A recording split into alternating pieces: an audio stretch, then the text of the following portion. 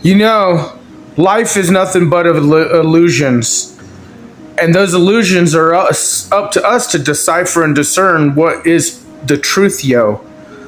Ladies and gentlemen, the world stage is being set, the B system is in play, and the optics are high. And that is the truth, yo. I'm Snafu Snaps, you guys are the Snafu crew, the glue, each and every one of you. And remember, the optics will continue to ramp up.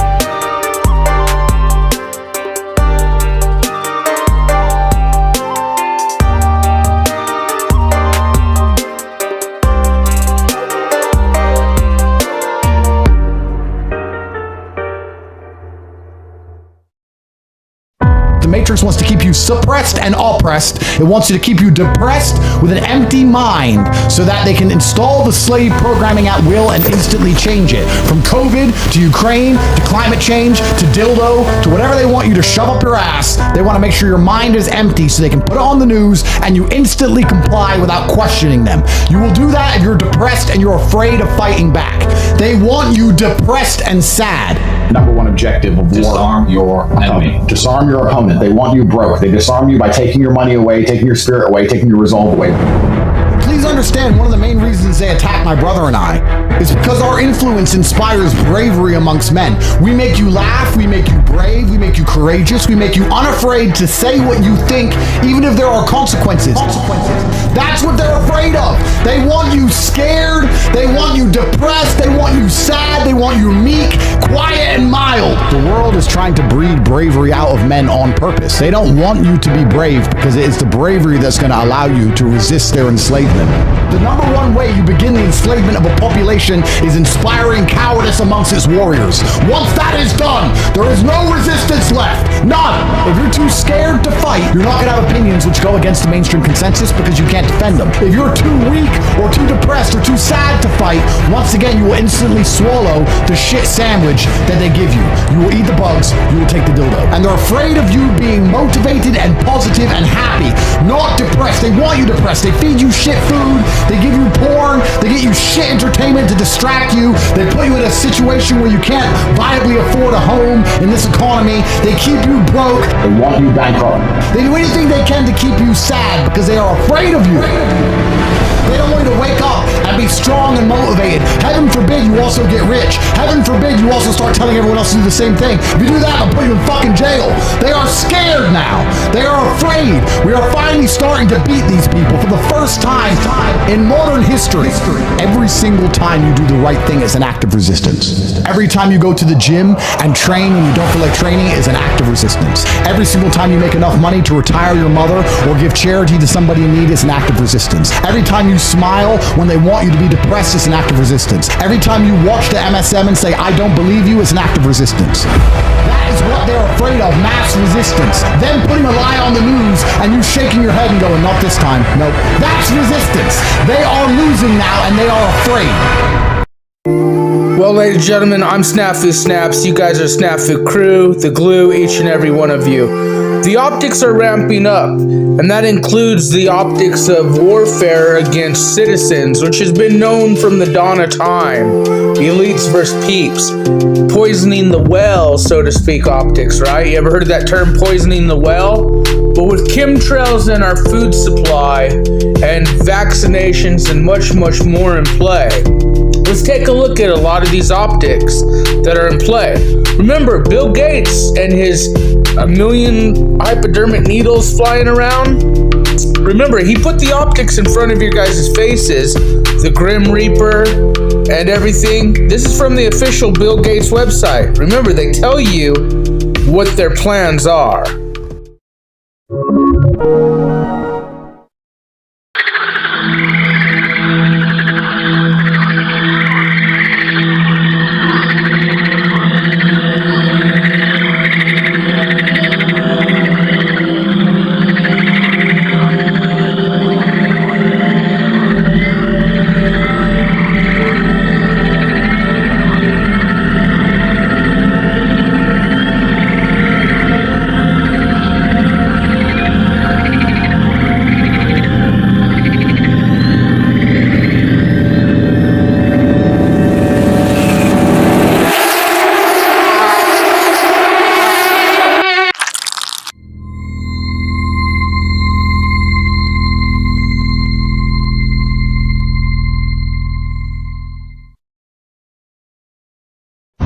Вот она мошка, короче.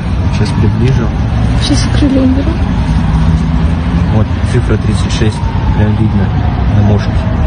Hi, I'm Scott O'Neill here in Medellin, Colombia today, and I'm at the world's biggest mosquito factory for the World Mosquito Program. We're making in here 30 million mosquitoes a week. Come have a look. We're doing it for a very serious reason. Cities like Medellin have suffered from diseases like dengue, Zika, chikungunya for decades, but not anymore. We've been able to bring the solution of Wolbachia mosquitoes to this city.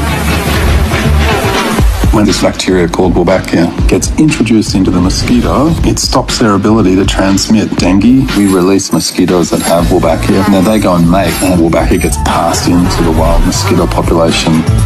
If we're going to control these diseases in all the tropical cities of the world, it's going to require a lot of mosquitoes. The mosquito life cycle starts with the egg, and in this room, we've got a lot of eggs. Each one of these strips, these tiny black dots, are up to 10,000 mosquito eggs. Across all of these strips, about 1.5 million dried eggs waiting to hatch. In this tray, we've got the newly hatched eggs. They're little larvae, so small you can hardly see them. They're going to sit in here for a few days and eat and get bigger until they look like these ones over here. They're starting to turn into pupae. We're wanting to do the next step of sorting the males from the females. We want to do that so we can manipulate the sex ratio in the cages to be more female than male. The bottom ones along here are the boys, and the ones at the top are the girls. They're bigger. From here, they're going into the adult cages. We have adults that we continuously grow in what we call our brood stock. And then over here, we have the mass-produced mosquitoes getting ready to give us the eggs to go out directly into the field. It's crazy how they sound. You might wonder, what do we feed all these mosquitoes here? Well, I can tell you, we've got the good stuff in here. On the top shelf, literally, we've got the blood. They love it. Once the mosquitoes are grown, they're ready to go out into the field. Now, ladies and gentlemen, we know that the chemtrails, the food supplies, the pharmaceuticals, so much more attacks are happening. They are poisoning the world, poisoning the well. And again, Bill Gates owns a large, if not the biggest portion of farmland now in the United States. Remember, if you go to McDonald's and get fries, all those potatoes are being grown on old Bill Gates' farmland, right? Isn't that interesting optics? And again, these optics are going to continue to ramp up and be put in play. Poisoning the well optics are a go.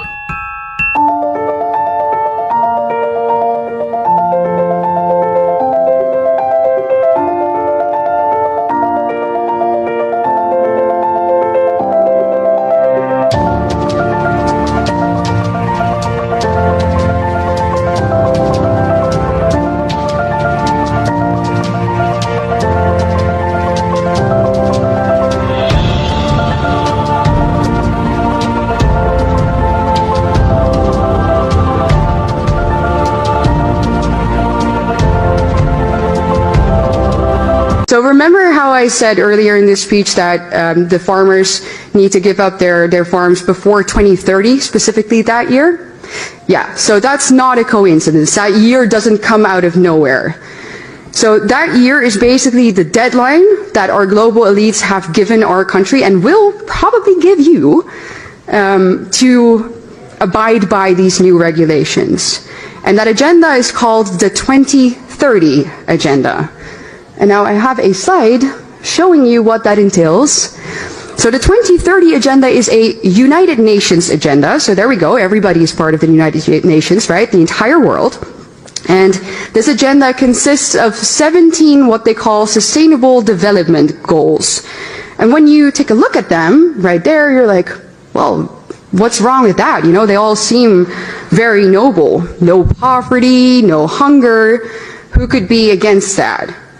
However, if we take a closer look at how they actually want to accomplish all of this, anybody with 2 functioning brain cells realizes that this cannot happen unless there is an active and maybe even forceful redistribution of goods, foods, property, and our rights, which basically comes down to the obliteration of all of our basic liberties and our rights. And these goals, as I said, are not restricted solely to the Netherlands. They are global. And that's where we see their true motive. The people behind this want to establish a one world government, a new world order in which they decide what we eat, when we eat, where we travel, when we travel, who we meet, and what we are allowed to spend our money on. Basically, control over every single aspect of our lives. And I'm sure that many of you have heard the famous sentence from Klaus Schwab, where he says, "You'll own nothing and you'll be happy," right? Yeah, that's this agenda. So why are the people behind this agenda specifically targeting farmers? Well, it's because obviously they really want our way of life and the things that we eat to radically change. They don't want us to eat foods that make us strong. They want us to eat synthetic meat created by Bill Gates. They want us to eat bugs. They want us to drink soy milk so that we become weak and obedient, and we do as they say, and we buy what they offer. Well, ladies and gentlemen, they are infiltrating our foods, and it doesn't even necessarily have to be a flying hypodermic needle through a mosquito, or in the air through the chemtrails, or things like that, because they are actually injecting the live animals with mini optics and things to that nature. Check it out.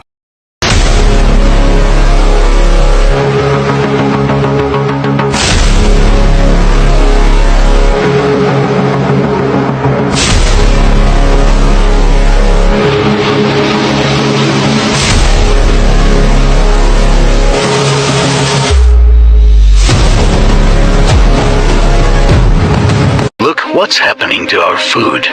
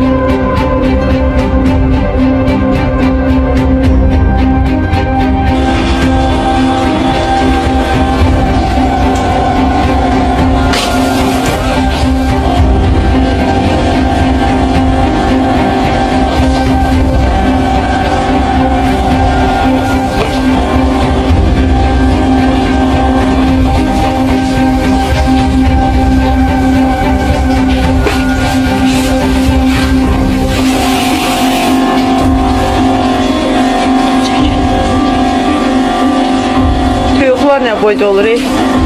Buna bax. Bir toyuğa 400 qramı şapulladır buradan bu tərəfə.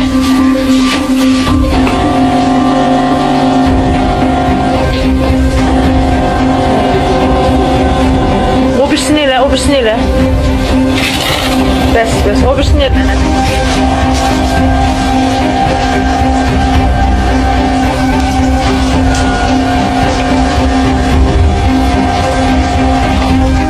Da vur baxıb bu nətəri şişir. Əlini çək.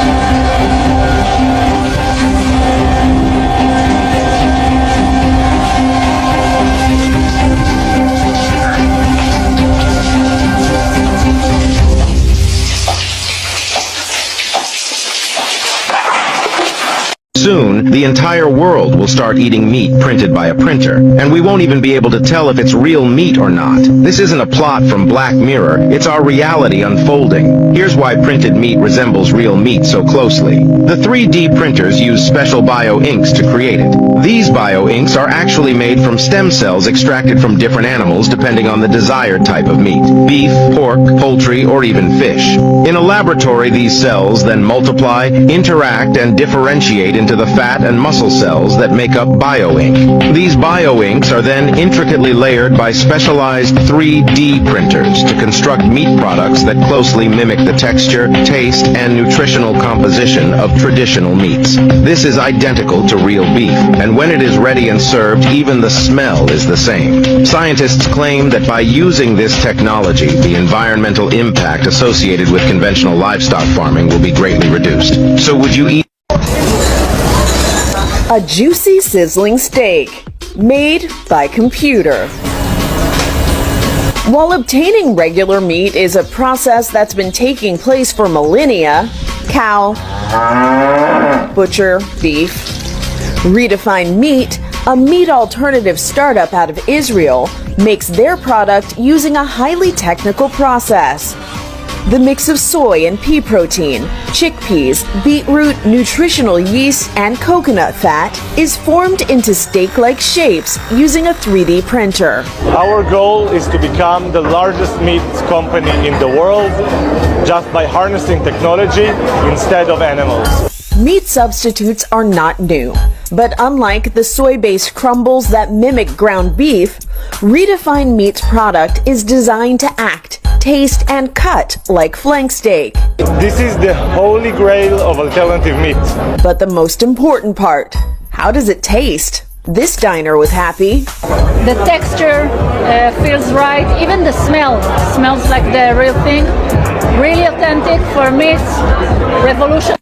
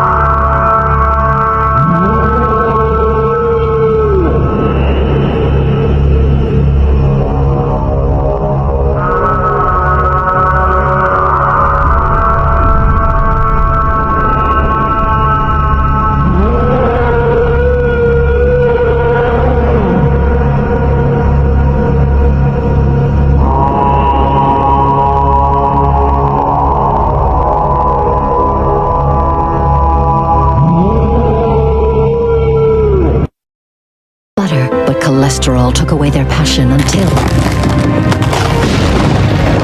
I can't believe it's not butter. I can't believe it's not butter. The taste you love without the cholesterol. What a work of art. What a work of art. Ladies and gents, welcome back. The global leader telling us that, hey, cows are bad for the environment. You need to find a different alternative for things that you get from cows, i.e. butter.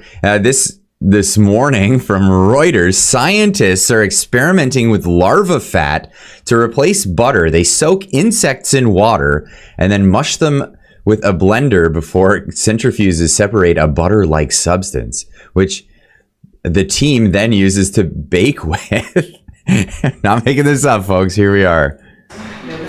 All this cake needs is flour, eggs, and 20 grams of dead insects. No, you haven't misheard. A team of scientists at Belgium's University of Ghent are trying to find a way to substitute dairy in cakes, cookies, and waffles. They say deriving grease from insects is more green than dairy production. They are more sustainable because they use less land. They are more efficient converting feed to weight. They also use less water to produce. And in this case, they can be produced within Europe. That will decrease the footprint that other type of food sources bring, because they come from far away, let's say South America or Southeast Asia. by soaking the insects in a little bit of water and then mushing them with a kitchen blender before centrifuges separate a butter-like substance, a grease is made which the team use to bake with. But how does it go down outside of the lab? For me, there's no difference. So it's actually better. Yeah. Do you think you would eat insect fat cakes again? Yeah. Why not? Why not? Yeah. I don't think so. I don't think so. No? The team say that consumers can't taste the difference when a quarter of the milk butter is replaced with the fat from the insects, but they start to notice when it gets to the halfway mark. So who knows? One day you could be munching on a cockroach croissant as you head to the office, or making your nearest and dearest a beetle birthday cake. Oh, well, they say it is green. The only green would be my face if they had me eat that. It'll turn you green for sure. That is absolutely for sure. But what are some of the issues with eating bugs? Well, this is starting to come out now. So the chitins are a part of the bug's exoskeleton. Study shows humans can't digest chitin, and it can lead to cancer. And there's a study here. I'll leave a link in the description down below where you can read this for yourself. We have this man takes on Twitter, insects contain chitin, which can't be processed by the human body. They also can't be removed by cooking either. Chitins will eventually make you very sick with respiratory illnesses and possibly even spinal cancer. Don't eat the bugs, folks.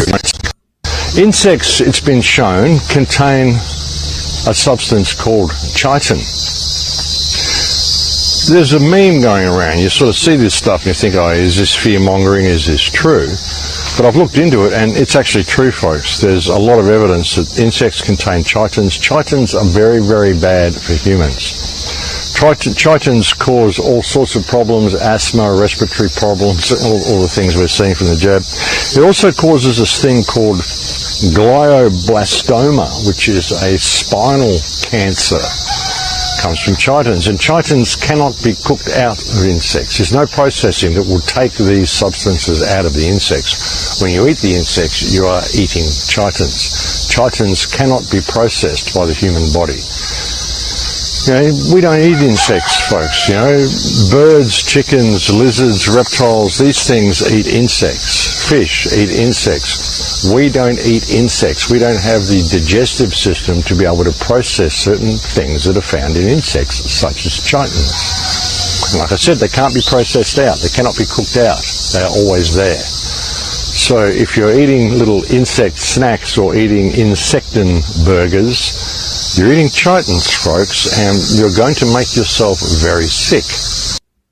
Not a good sign. Not a good sign at all. So, from what I understand, chitins are a type of polymer, which is a plastic that we're all worried about the plastics on Earth.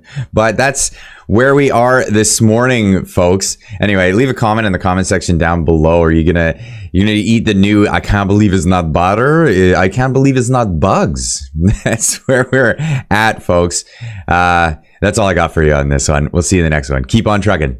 Stay free with Russell Brand. See it first on Rumble. But one thing that we all require is sweet lady food. Without nutrition, Gareth, without healthy diets, without good information about the food we eat, we are lost. Callie Means is an activist who used to work in the food and pharma industry before leaving to become a whistleblower on companies like Coca-Cola, where he actually was involved in lobbying. For example, did you know that once they blagged it so that Coca-Cola got recommended to children? Like, kids can drink Coca-Cola, it's good for you. He now highlights the ways in which big food and big pharma rig the system to maintain profits and keep us unhealthy. Your obesity is their profit. Callie, thanks for joining us, mate. Oh, great to be here, Russell.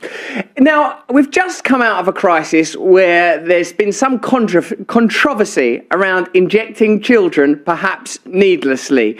What is this new obesity drug, Ozempic, and what's the story behind it, and why is it dangerous, Callie? Well, this is a scandal that I think is the biggest story in the country right now. The American Academy of Pediatrics, which is what sets the guidelines for pediatrics in this country, is actually a wholly owned subsidiary of pharma. The majority of their funding comes from pharma, but they set the agenda. And just last week, they recommended that every obese and overweight person in this country over 12 gets an obesity drug, and this is a lifetime injection. It says on the label for this drug that there are serious and unknown metabolic effects if you go off this drug. So we have seen teenagers, particularly during COVID, now 45% obese or overweight. It's obviously because of a rigged food system. Early in my career, I actually helped Coke rig the system. They pay the American Academy of Pediatrics directly. They pay the American Diabetes Association.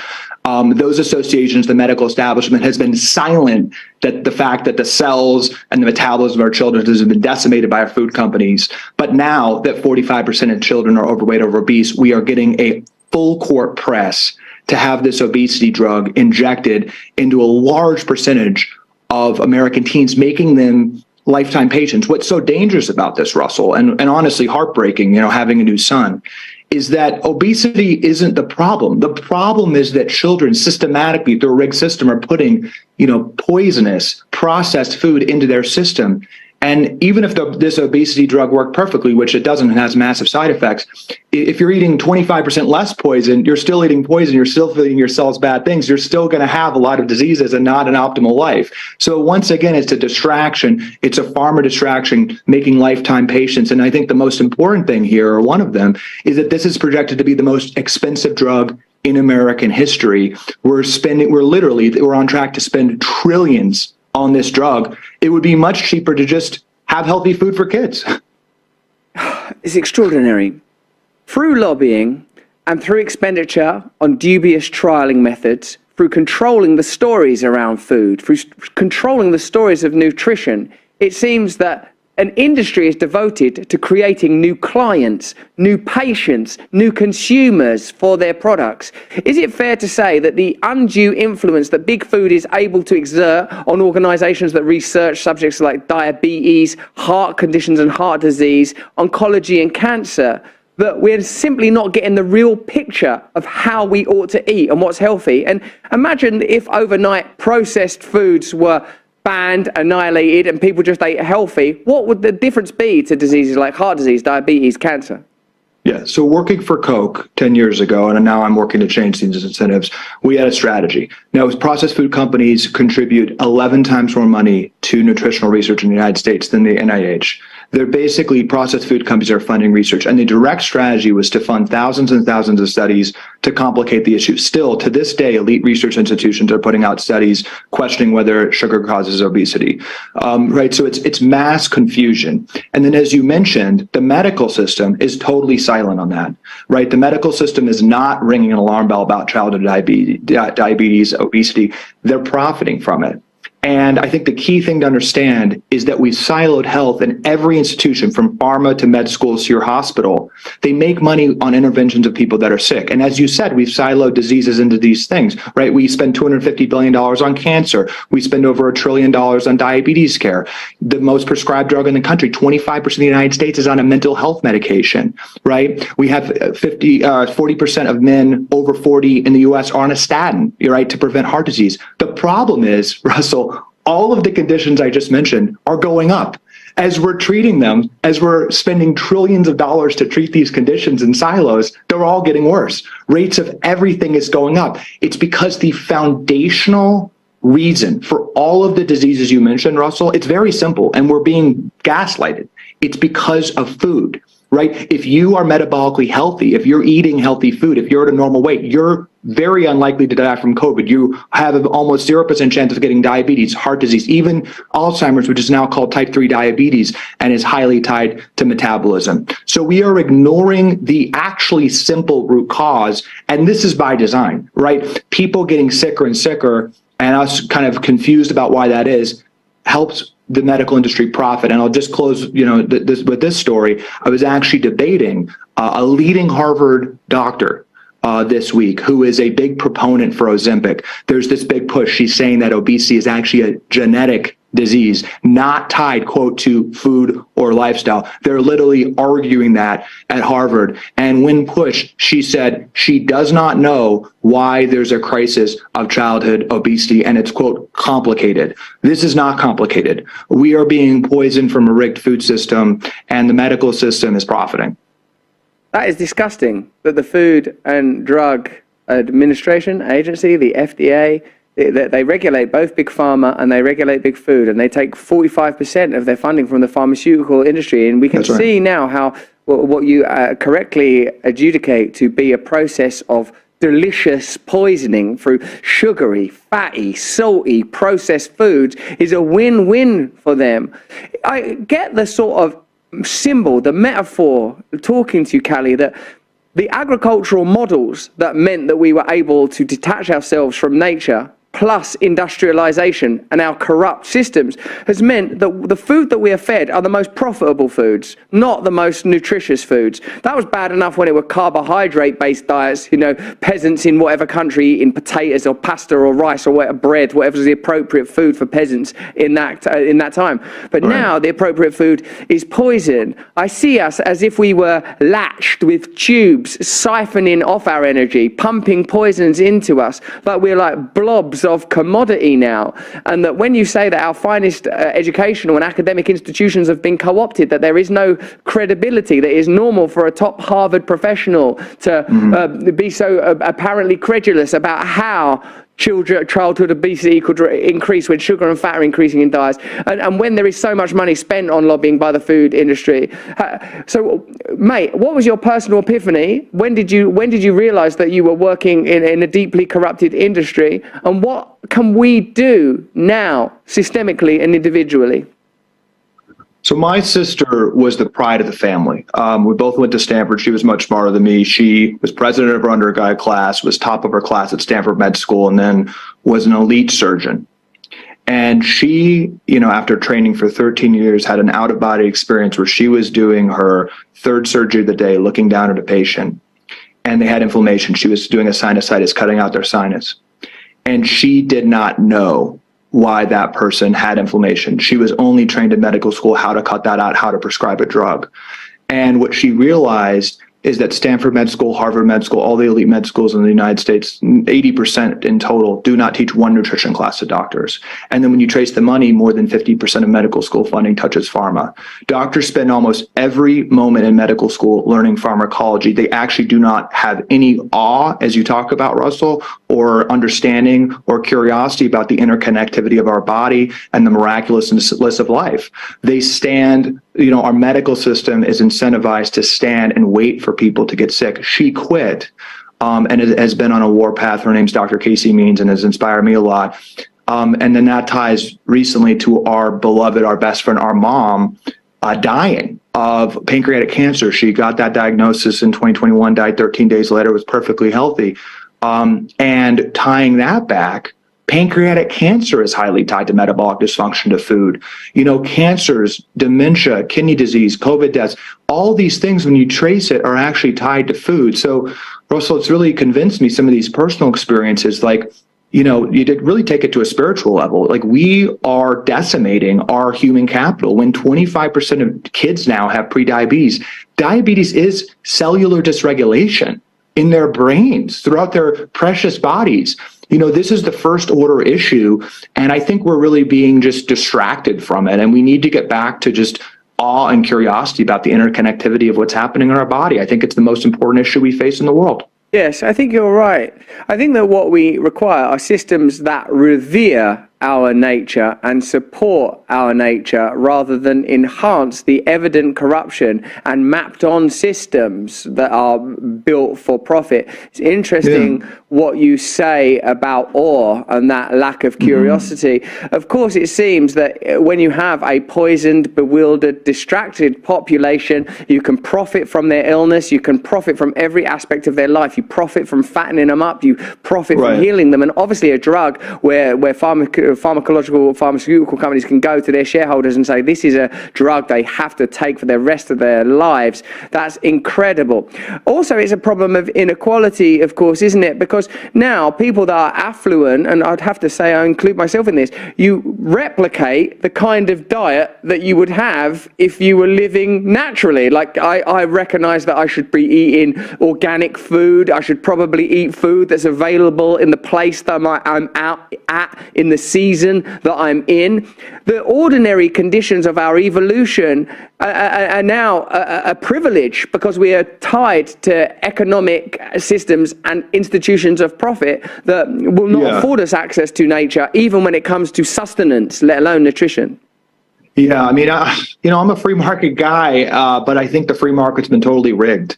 And I think it's incumbent, and I think I am optimistic because we're calling this out. I do think people are waking up. I want to put one point, though, on this class issue, because I think that debate's really weaponized. You know, I've talked about this on other programs, but working for Coke, one of the first things we did is pay the NAACP and other civil rights groups. And I think that's part of the playbook. It's to racialize and make the debate a class issue. Of course, it was total gaslighting, because what was at stake here is that Coke wanted more funding to keep lower income children on Coke, which is giving them diabetes. But I really want to make this point. If you came down, as an alien to Earth, to the United States, and saw what was going on, 80% of adults obese or overweight, metabolic dysfunction, 8 of the 10 top killers tied to food, just getting away from our evolution, right? You'd have a clear policy recommendation. Let's really focus on food. Let's focus on teaching kids how to exercise, how to meditate, to get a control of their mind, how to eat healthy. That would obviously, anyone 100% of the time would say that's the policy recommendation. That's not what we do. We wait for everyone to get sick and then drug them, and it's much more expensive. In the United States, and this is an important point going back to Ozempic, the obesity drug, because the system's so rigged, because pharma spends 3 times more than any other industry on lobbying, the United States is not even able to negotiate the drug price, even though they're the largest payer. So Ozempic, prices don't go down when volume goes up. Prices are going up in healthcare and quality is getting worse. So Ozempic is $2,500 a year. It's not going down. There's a full court press for government subsidization, taxpayer funding. It literally, this sounds hyperbolic, but this is the case. If that is prescribed how it's projected, that will be trillions of dollars over the next 10 years. So again, when we talk about these classes, we talk about poor folks not being able to afford the food. Again, you take 1/5 of the amount we're planning to spend on Ozempic, you could buy organic, pure, whole food for every obese child in this country. So I think that economic debate we really need to understand. We have a public policy that waits for people to get sick, which I think is evil.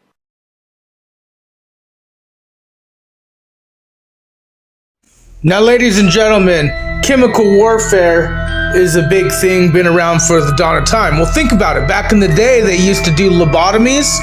Well, now they use chemicals to do lobotomies, right? Mind-altering drugs, instead of sticking an ice pick up your nose, The fact is experimentation, chemical warfare, food supplies, pharmaceuticals, and so much more is a real thing. The optics are high. The optics are high. I'm Snafu Snaps. You're the Snafu crew. If you want to help me out, hit the PayPal link below, or hit Snafu Snaps Cash App 007. But remember, keep putting the Truthio out. Keep being you, the crew. Much love. World War I, also known as the Chemical War, and this is why. There were many new deadly gases and chemicals used in this war that had never been used as weapons before. Chlorine gas, also known as bertholite, was first weaponized in World War I by the Germans at the Second Battle of Ypres in April 1915. They launched thousands of containers of chlorine gas across the battlefield into their enemy's territory, killing hundreds of French troops. Chlorine gas affects the body in many ways. It causes burning in the eyes, uncontrollable blinking, redness, and inflammation along with the production of tears. It can also burn the cornea, killing the cells within it. The effects of chlorine gas on the lungs are extensive. Once inhaled in, it causes nose and throat irritation, coughing and choking, vomiting, and finally, shrinking of the lower airway. All of those things happen rapidly once a person is exposed. Did you know that China is using chemical warfare to destroy America from within? You see, right now, the country is being ravaged by synthetic opioids, with more than 110,000 Americans having died from fentanyl just last year alone. And this is not an accident, as most of these drugs are coming here deliberately from China. Just to give you a picture of how much of this stuff comes here from China, not too long ago, Mexican authorities captured 52,000 pounds of fentanyl in a shipping container from Shanghai. 52,000 pounds in a single container. Now, fentanyl is 50 times more potent than heroin and 100 times more potent than morphine. It's so strong that a tiny pinch of the stuff is enough to kill an adult man. So that container from Shanghai had enough fentanyl to kill 11 billion people. And what's even more shocking is that this drug warfare has long been a tactic of the Chinese Communist Party. They even laid out their plans in a book titled Unrestricted Warfare, published by the People's Liberation Army. And so, do you think that our open southern border is being used by Chinese communists to take down America? Leave your thoughts in the comments and subscribe for more. They want to hide the truths that are in front of your eyes. God's creations, God's healing components. They want to truly change the cellular DNA structure. They want to be gods and be creators. The optics are high, and they will ramp up. I'm Snafu Snapsy, the crew. Much love.